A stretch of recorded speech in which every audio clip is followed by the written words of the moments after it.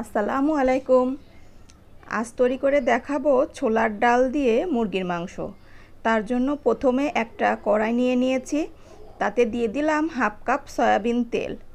তেলটা একটু গরম হয়ে গেলে এখানে দিয়ে দিব এলাচ, দারচিনি, লবঙ্গ আর গোলমরিচ। এগুলো একটু 30 সেকেন্ড মতো ভেজে নেব।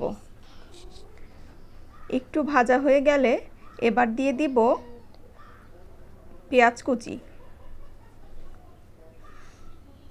এখানে আমি বড় সাইজের একটা পেঁয়াজ কুচি করে নিয়েছি। পেঁয়াজটা অল্প সামান্য ভাজা হয়ে গেলে দিয়ে দিব 4-5টা কাঁচামরিচ ফালি। পেঁয়াজ এবং কাঁচামরিচ কিছু সময় একটু ভেজে নেব। একটু ভাজা হয়ে গেলেই এখন দিয়ে দিব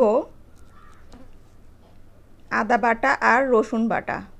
এখানে 3 টেবিল চামচ আদা আর রসুন বাটা একসাথে আমি পেস্ট করে নিয়েছি। এবার দেব শুকনো মশলা।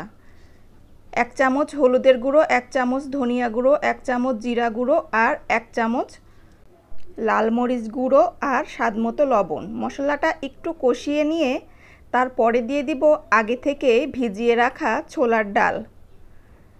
ছোলার ডালটা দিয়ে একটু কিছু সময় কষিয়ে নেব। ছোলার ডালটা আমি ঘন্টাখানিক আগেই ভিজিয়ে রেখেছিলাম। এবার ঢাকা দিয়ে কিছু সময় কষিয়ে নেওয়ার পরে এখন দিয়ে দিব একটু পানি।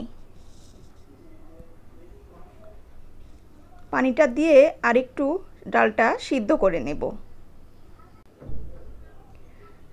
ডালটা হাফ সিদ্ধ হলে এখন আমি দিয়ে দিব আগে থেকে পরিষ্কার করে রাখা মুরগির মাংস।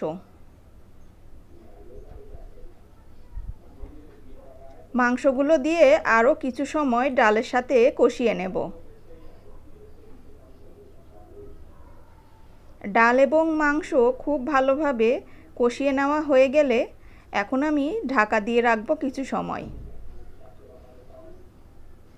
দেখুন তেলটা উপরে উঠে এসেছে, তার মানে কষানো হয়ে গেছে। এখন দিয়ে দিব পরিমাণ মতো পানি। পানিটা এমনভাবে দিতে হবে যাতে ডাল এবং মাংস পুরোপুরি সিদ্ধ হয়ে যায়। এবার ঢাকা দিয়ে রান্না করব ডাল মাংস সিদ্ধ হওয়ার জন্য। 5 থেকে 7 মিনিট পরে ঢাকনাটা তুললেই ডাল এবং মাংস সিদ্ধ হয়ে গেছে। এখন দিয়ে দিব 1 চামচ গরম মশলা গুঁড়ো আর 4-5টা কাঁচামরিচ। একটু নাড়াচাড়া দিলেই রান্নাটা প্রায় কমপ্লিট।